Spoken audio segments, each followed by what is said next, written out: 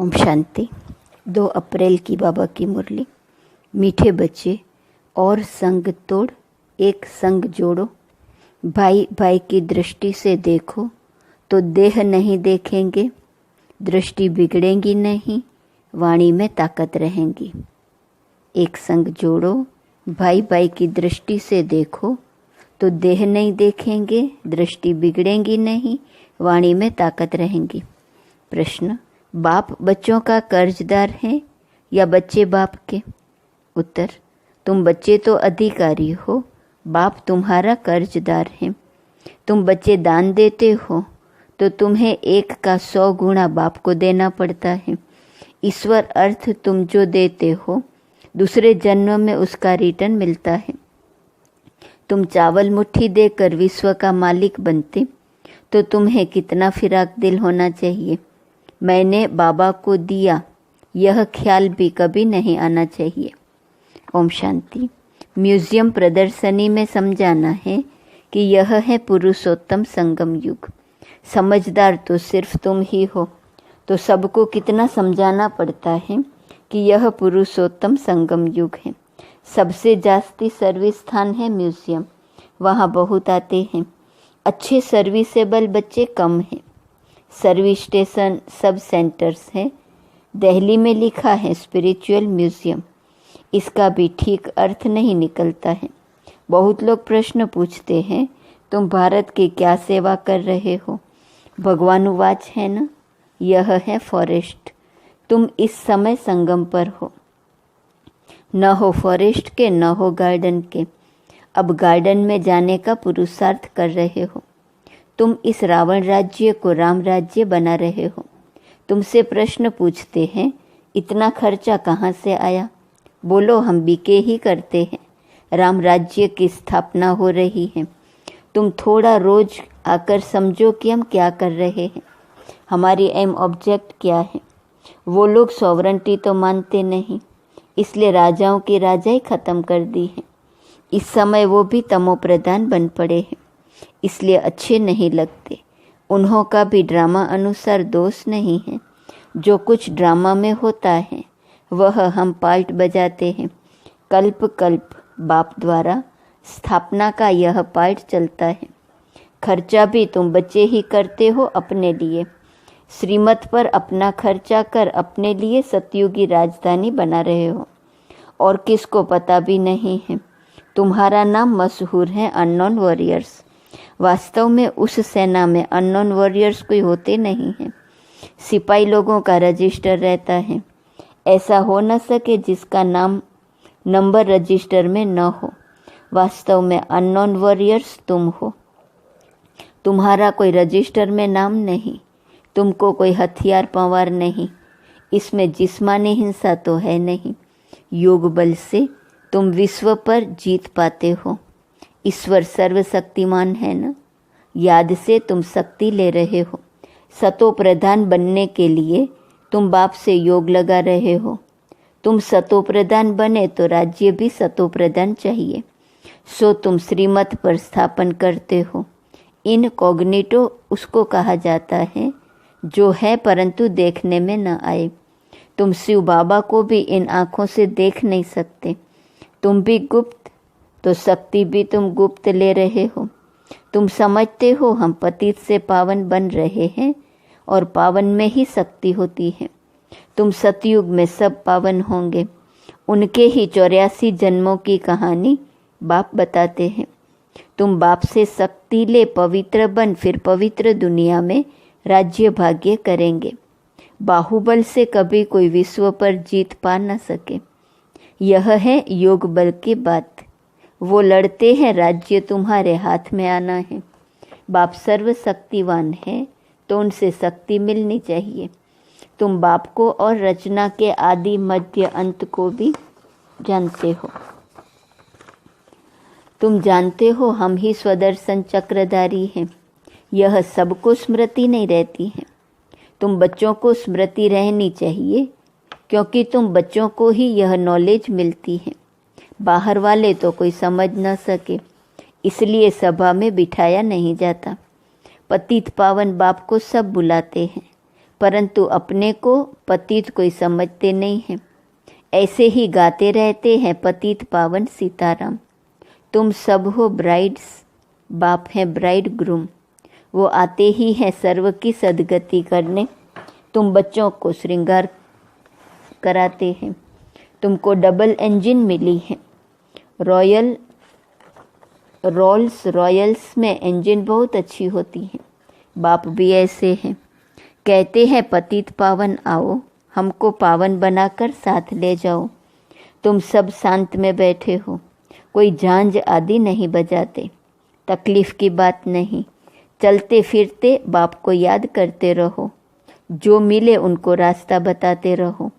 बाप कहते हैं मेरे व लक्ष्मी नारायण, राधे कृष्ण आदि के जो भक्त हैं उनको यह दान देना है, व्यर्थ नहीं गंवाना है। पात्र को ही दान दिया जाता है। पतित मनुष्य पतित को ही दान देते रहते हैं। बाप है सर्वशक्तिवान, उनसे तुम शक्ति लेकर उत्तम बनते हो। रावण जब आता है उस समय भी संगम हुआ त्रेता और द्वापर का। यह संगम है कलयुग और सतयुग का। ज्ञान कितना समय और भक्ति कितना समय चलती है, यह सब बातें तुमको समझकर समझानी है। मुख्य बात है बेहद के बाप को याद करो। जब बेहद का बाप आते हैं तो विनाश भी होता है। महाभारत लड़ाई कब लगी? जब भगवान ने राजयोग सिखलाया था। समझ में आता है नई दुनिया का आदि, पुरानी दुनिया का अंत, अर्थात विनाश होना है। दुनिया घोर अंधियारे में पड़ी है, अब उनको जगाना है। आधा कल्प से सोए पड़े हैं। बाप समझाते हैं अपने को आत्मा समझ, भाई भाई की दृष्टि से देखो। तो तुम जब किसको ज्ञान देंगे तो तुम्हारी वाणी में ताकत आएगी। आत्मा ही पावन और पतित बनती है। आत्मा पावन बने तब शरीर भी पावन मिले। अभी तो मिल ना सके। पावन सभी को बनना है, कोई योग बल से, कोई सजाओं से। मेहनत है याद के यात्रा की। बाबा प्रैक्टिस भी कराते रहते हैं। कहाँ भी जाओ तो बाबा की याद में जाओ। जैसे पादरी लोग शांति में क्राइस्ट की याद में जाते हैं और क्राइस्ट को याद करते हैं। भारतवासी तो अनेकों को याद करते हैं। बाप कहते हैं एक के सिवाय और किसी को याद न करो। बेहद के बाप से हम मुक्ति और जीवन मुक्ति के हकदार बनते हैं। सेकंड में जीवन मुक्ति मिलती है। सतयुग में सब जीवन मुक्ति में थे, कलयुग में सब जीवन बंद में है। यह किसको भी पता नहीं है। यह सब बातें बाप बच्चों को समझाते हैं। बच्चे फिर बाप का सो करते हैं, सब तरफ चक्कर लगाते हैं।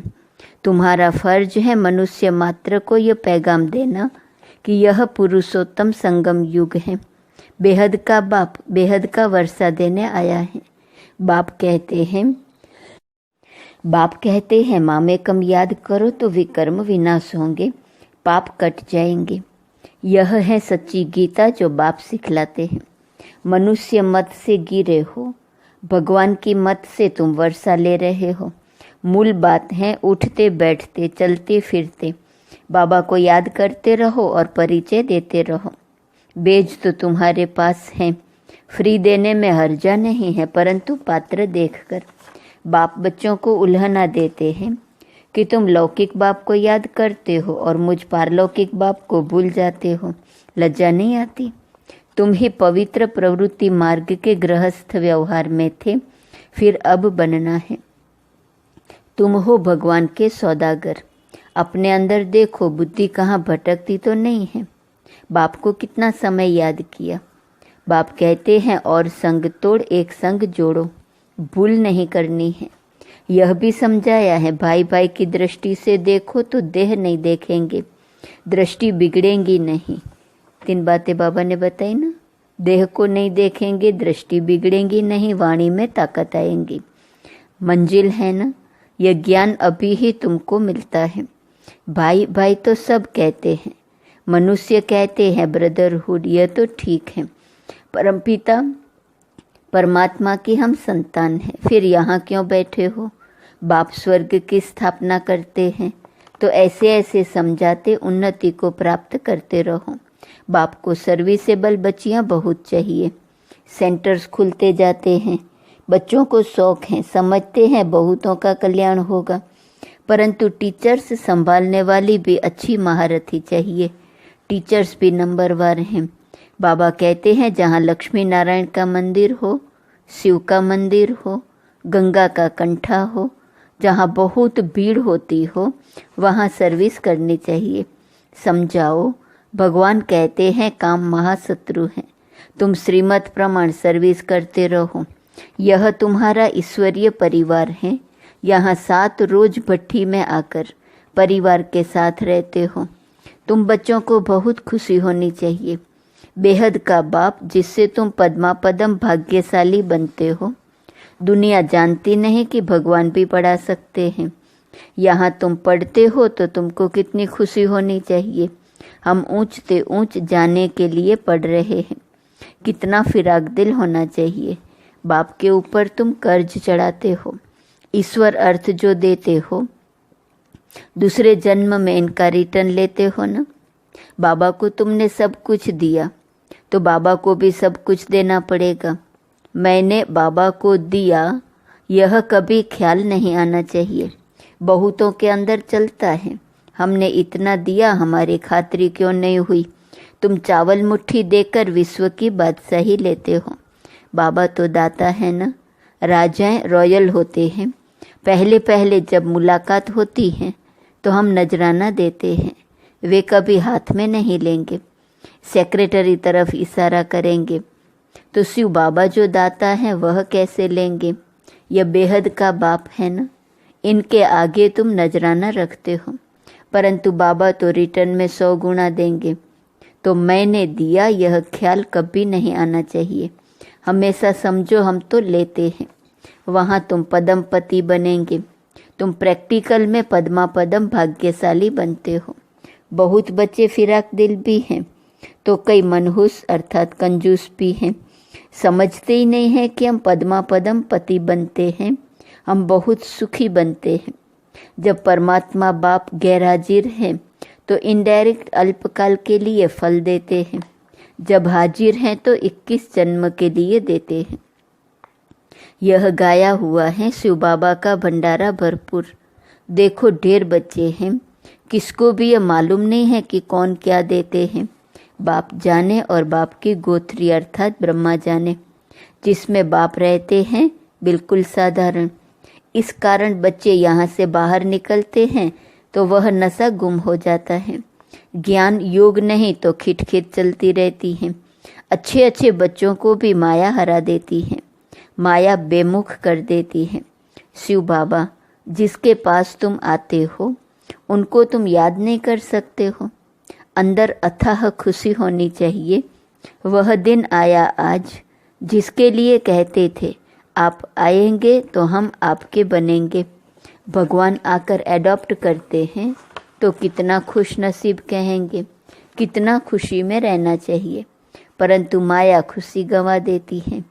अच्छा, मीठे मीठे सिकिलते बच्चों प्रति माता पिता बाप दादा का याद प्यार और गुड मॉर्निंग। रूहानी बाप की रूहानी बच्चों को नमस्ते। रूहानी बच्चों की रूहानी बाप को नमस्ते नमस्ते नमस्ते। धारणा के लिए मुख्य सार। पहली पॉइंट, भगवान ने हमें एडॉप्ट किया है। वह हमें टीचर बनकर पढ़ा रहे हैं। अपने पद्मा पदम भाग्य का सिमरण कर खुशी में रहना है। दूसरी पॉइंट, हम आत्मा भाई भाई हैं। यह दृष्टि पक्की करनी है, देह को नहीं देखना है। भगवान से सौदा करने के बाद फिर बुद्धि को भटकाना नहीं है। वरदान, इस अलौकिक जीवन में संबंध की शक्ति से अविनाशी स्नेह और सहयोग प्राप्त करने वाली श्रेष्ठ आत्मा भव। इस अलौकिक जीवन में संबंध की शक्ति आप बच्चों को डबल रूप में प्राप्त है। एक, बाप द्वारा सर्व संबंध। दूसरा, परिवार दैवी परिवार द्वारा संबंध। इस संबंध से सदा निस्वार्थ स्नेह, अविनाशी स्नेह और सहयोग सदा प्राप्त होता रहता है। तो आपके पास संबंध की भी शक्ति है। ऐसी श्रेष्ठ अलौकिक जीवन वाली शक्ति संपन्न वरदानी आत्माएं हो। इसलिए अर्जी करने वाले नहीं, सदा राजी रहने वाले बनो। स्लोगन, कोई भी प्लान विदेही साक्षी बन सोचो और सेकंड में प्लान स्थिति बनाते चलो। आज का स्वमान है मैं मधुर हूँ। अव्यक्त इशारे की पॉइंट 2 अप्रैल। बाप दादा से तो मिलन मनाते हो, लेकिन बड़े से बड़ा मिलन है आपस में संस्कारों का मिलन। जब यह संस्कार मिलन हो जाएगा तब जय जयकार होंगी। इसके लिए मधुरता के गुण को धारण करो। कटाक्ष के बोल व कटु बोल नहीं बोलो। ओम शांति।